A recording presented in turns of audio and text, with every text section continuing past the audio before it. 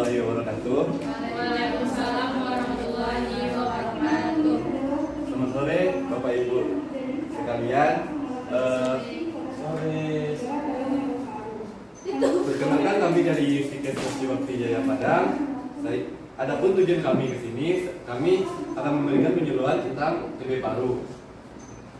Sebelumnya kami akan mengontrak waktu Bapak Ibu sekitar 30 menit sampai 60 menit ke depan. Apakah Bapak Ibu bersedia? Siap.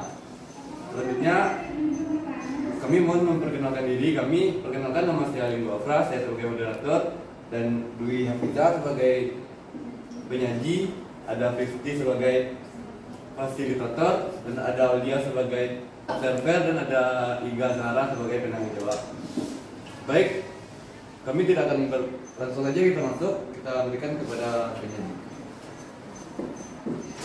Baik, terima kasih kepada Ibu Afra terlebih dahulu. Sebelum saya masuk ke materi kita pada siang hari ini, perkenalkan saya Devi Zamudi, saya sebagai penyaji dari Puskesmas Bakti Jaya. Di sini saya sebelum menjelaskan apakah ibu-ibu, bapak-bapak pernah tahu atau pernah mengerti apa yang dimaksud dengan itu TB paru? Ya. Baik, di sini saya akan jelaskan apa yang dimaksud dengan TB paru ya, bapak-bapak, ibu-ibu.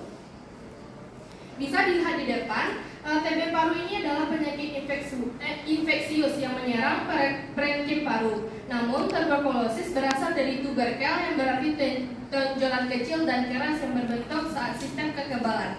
Jadi tuberkulosis ini adalah tonjolan-tonjolan kecil yang keras ya Bapak Ibu-ibu bisa dan juga TB paru ini bersifat menahan yang secara khas ditandai oleh pembentukan granuloma dan ditandai dengan nekrosis jaringan. Tuberkulosis paru adalah penyakit radang parenkim paru yang disebabkan oleh infeksi kuman atau bakteri yang disebut juga Mycobacterium tuberculosis. Selain infeksi paru, kuman TB bisa masuk pembuluh darah dan menyebar ke seluruh tubuh, yang dapat menimbulkan penyakit TB ke bagian tubuh lainnya seperti tulang, sendi, selaput, otak, dan lain sebagainya. Dan juga penyakit TB ini disebut juga TB ekstropulmonar pada tahun 2017. Bakteri tuberkulosis ini dapat menular melalui udara. Jadi dan juga ketika menderita TB paru batuk atau bersin, ia juga dapat menyebarkan 3.000 kuman. Hati-hati ya bapak-bapak, ibu-ibu, pada saat ada orang bersin di dekat atau di samping atau di sekitar kita, hati-hati. Karena dia akan menularkan atau menyebarkan kuman 3.000 kuman yang akan berkontaminasi pada kita.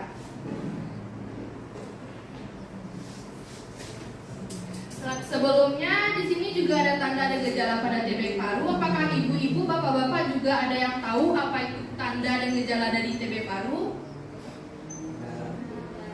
Baik, di sini saya juga akan menjelaskan tanda dari gejala TB paru. Yang pertama, TB paru tuberkulosis ini adalah satu infeksi yang menyebabkan oleh bakteri mikrotuberkulosis yang dapat menular melalui percikan darah.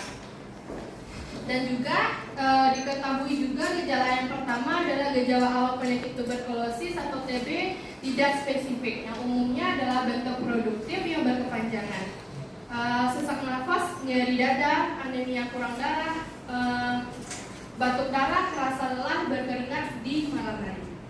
Dan juga di TB paru ini gejalanya mudah menular melalui udara yang tadi seperti bersin dan tercemar oleh bakteri Mycobacterium tuberculosis yang dilepaskan pada saat menderita TB paru batuk. Yang ketiga, penyakit TB dapat disembuhkan secara tuntas dengan meminum obat secara rutin dan teratur, minimal selama 6 bulan dibantu oleh pengawasan obat atau PMU. Yang selanjutnya, imunisasi BCG adalah salah satu alternatif pencegahan TB. Yang juga selanjutnya segera dilakukan pencegahan jika bapak-bapak, ibu-ibu terkena TB, maka kita lakukan pencegahan penularan TB tersebut bila telah terdiagnosa. Tadi kan sudah kita jelaskan ya, cara penularannya adalah udara, batuk dari sekitar-sekitar kita. Jadi ini kita cara untuk penularan TB paru ini ada juga saat batuk atau bersin penderita TBC dapat menyebarkan kuman yang terdapat dalam dahak dan udara. Dan penderita TB dapat mengeluarkan yang tadi seperti bersin dan batuk tadi mengeluarkan 3.000 kuman yang akan mengkontaminasi pada kita, di area orang yang bersin atau batuk tersebut akan mengeluarkan 3.000 kuman percikan dahaknya juga. Dan juga bakteri TB ini dapat berada di udara, bisa bertahan dalam waktu berjam-jam. Hati-hati ya bapak-bapak, ibu-ibu. Dan juga selanjutnya terutama jika di ruangan gelap dan lembab juga sebelumnya akhirnya terhirup oleh orang lain, itu juga dapat membahayakan kita ya bapak-bapak, ibu-ibu.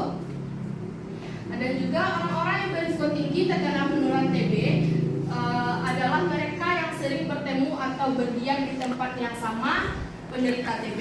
Jadi kalau bapak-bapak, ibu-ibu mengetahui ada orang yang terkena TBC atau TB paru, janganlah terlalu dekat-dekatnya. Nanti akan terjadinya penularan dari batuk, bersin yang tadi 3.000 kuman yang akan mengkontaminasi pada kita.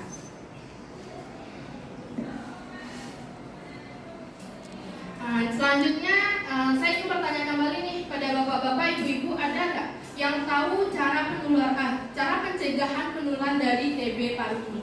Atau sering disebut pada masyarakat TBC. Ya, sebut. Pakai masker, Bu. Iya. Bisa juga. Ada lagi? Iya. Siapa namanya, Pak? Pakri. Iya, Pakri. Pak Pakri ini betul sekali ya. Juga kita juga bisa menghindari orang yang kena TBC itu kan dia bersin, batuk kan tadi ya, sama seperti tadi mengeluarkan 3.000 kuman. Jadi kita bisa mengantisipasinya dengan menggunakan masker. Di sini kita lihat juga ada beberapa pencegahannya. Yang pertama bisa dilihat tinggal di rumah. Jadi jangan pergi kerja atau sekolah, tidur di kamar dengan orang lain selama beberapa minggu pertama untuk pengobatan TB aktif. Dan juga yang kedua, ventilasi ruangan. Kuman TB menyebar lebih mudah dalam ruangan tertutup. Jadi bapak-bapak, ibu-ibu, jangan biarkan rumahnya tertutup, pengap, dan itu akan menyebabkan mudah tertularnya TB atau TBC. Selanjutnya juga ada jika ventilasi ruangan masih kurang, buka jendela dan gunakan kipas untuk mengisi udara dan ruangan keluar. Biasakan ya bapak-bapak, ibu-ibu untuk sering membuka pintunya. Jangan selalu tutup pintu, kunci pintu, jadi udaranya putar-putar dalam ruangan saja. Selanjutnya tutup mulut untuk menggunakan masker, sama seperti Bapak Fakri tadi, untuk mencegah salah satunya menggunakan masker. Dan juga untuk meludah hendaknya pada tempat tertentu yang sudah diberikan disinfektan atau air dan sabun. Selanjutnya imunisasi BCG yang diberikan pada bayi yang berumur 3 sampai 14 bulan. Dan juga hindari udara-udara dingin. Usahakan sinar matahari dan udara segera masuk secukupnya ke dalam tempat tidur. Sama seperti tadi, jangan sering menutup pintu. Dan juga menjemur kasur, bantal, dan tempat tidur terutama di pagi hari. Selanjutnya nomor 9 adalah semua barang yang digunakan penderita harus berpisah, begitu juga mencucinya tidak boleh digunakan oleh orang lain. Jika ada keluarga kita yang terkena TBC, semua peralatan yang digunakannya harapkan dipisahkan dari kita yang tidak mengidap TBC. Mulai dari baju, tempat tidur, dan lain sebagainya, pokoknya dipisahkan. Apalagi tempat minum dan makannya orang yang terkena TBC tersebut atau TB paru. Dan selanjutnya makanan harus tinggi karbohidrat dan tinggi protein.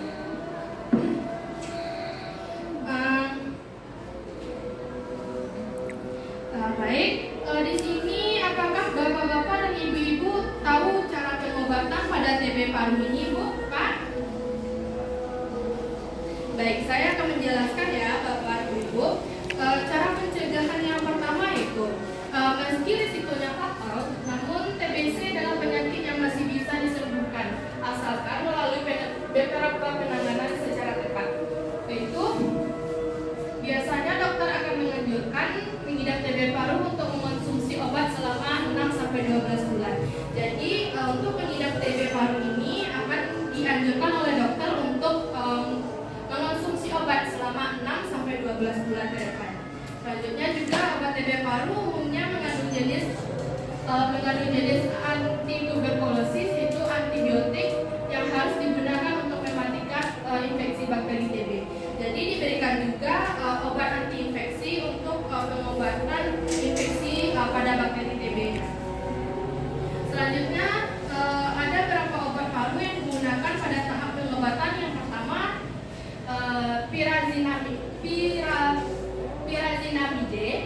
isoniazid, streptomycin, rifampin, dan ethambutol. Dan jika ini juga bisa dicari ya obatnya bapak-bapak, ibu-ibu, sudah tertera di sini. Selanjutnya juga ada ketika seseorang mengalami resisten terhadap obat antibiotik tuberkulosis, maka ia harus menjalani pengobatan kedua menggunakan obat TBC. Yang pertama sama seperti yang tadi, pyrazinamide. Yang kedua aplikacin, bisa digunakan dengan kanamsin atau ethionamide dan juga atau sebut dengan juga chlorithionamide. Selanjutnya cilosirin atau PAS, capromycin, para-aminosilisik acid atau PAC juga, dan juga ciprofloxacin, ofloxacin, dan levofloxacin. Selanjutnya untuk pencegahan TB adalah dengan memberikan suntikan vaksin BCG, dan vaksin ini biasanya diberikan kepada bayi anak pada saat masa imunisasi. Jadi untuk pencegahan pada anak-anak kita berikan suntikan vaksin BCG. Ya bapak-bapak, ibu-ibu. Baik bapak-bapak, ibu-ibu. Jadi inilah ada pengertian definisi, gejala, juga obat, cara mengatasi. Bapak-bapak, ibu-ibu sudah mengerti kan apa yang saya jelaskan tadi. Jadi yang pertama tadi itu penularannya juga dari udara. Hindarilah dengan berdekatan dengan orang yang terkena TB paru atau TBC. Selanjutnya materi saya sudah selesai sampaikan. Saya kembalikan kembali kepada moderator. Terima kasih bapak-bapak, ibu-ibu. Baik, kita ucapkan terima kasih kepada Guru yang telah menyampaikan materi. Kita ucapkan terima kasih kepada presentator. Selanjutnya kami akan membuka sesi tanya jawab kepada Bapak Ibu sekalian. Apakah ada keraguan? Silakan ditanyakan Bapak Ibu. Ya Pak. Silakan perkenalkan dirinya Pak. Nama saya Fajar. Langsung pertanyaannya Pak. Pertanyaan Bapak. Saya kan nggak sekolah nih Pak. Ya terus. Gimana saya tahu bahwa ada orang sekitar saya yang mengidap penyakit TB paru Pak? Terus satu lagi Pak, saya mau tanya, penyakit TB paru ini sekedar menyerang paru saja atau yang lainnya Pak? Itu aja Pak. Oh, pertanyaan yang bagus dari Pak Fajar ya. Tentu saja bisa. Selanjutnya pertanyaan Pak Fajar akan dijawab oleh rekan kita Aulia. Kepada Aulia kita persilakan.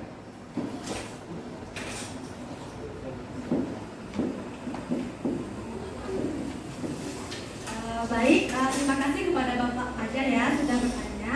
Yang mana pertanyaannya yaitu bagaimana cara mengetahui orang di sekitar kita mengidap TB paru dan apakah penyakit TB paru ini hanya menyerang paru saja?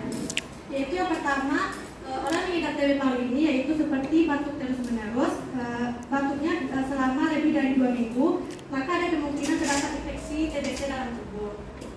Yang kedua, hilangnya nafsu makan serta penyusutan berat badan. Dan yang ketiga, berkeringat lebih intens pada malam hari.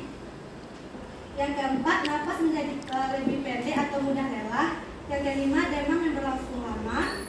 Dan yang keenam, adanya benjolan di tenggorokan, leher atau bagian tubuh lainnya. Serta jalan serta terdapat bengkak di bagian persendian. Dan bagaimana cara dan apakah penyakit TB paru ini hanya menyerang paru saja? Tentu iya Pak, kan namanya juga penyakit TB paru, jadi menyerangnya pada paru saja. Baiklah, saya kembalikan kepada moderator. Baik, terima kasih kepada Aulia. Apakah Bapak Fajar sudah mengerti dengan jawaban dari rekan kami? Baik, karena jawaban ada lagi yang ingin bertanya Bapak Ibu? Jika tidak ada, maka telah habis sudah penyuluhan kami tentang TB paru ini. Sebelum kita berpisah, kami ada sedikit leaflet untuk ada hadiah untuk Bapak Ibu. Silakan dibagikan hingga untuk dibaca di rumah ya Bapak Ibu.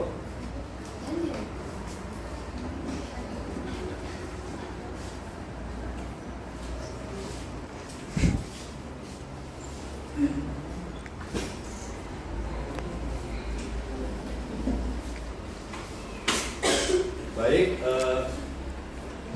sekian hasil penjelasan dari kami. Apabila ada kata-kata yang salah, mohon dimaafkan ya Bapak Ibu. Sekian dan terima kasih. Assalamualaikum warahmatullahi wabarakatuh.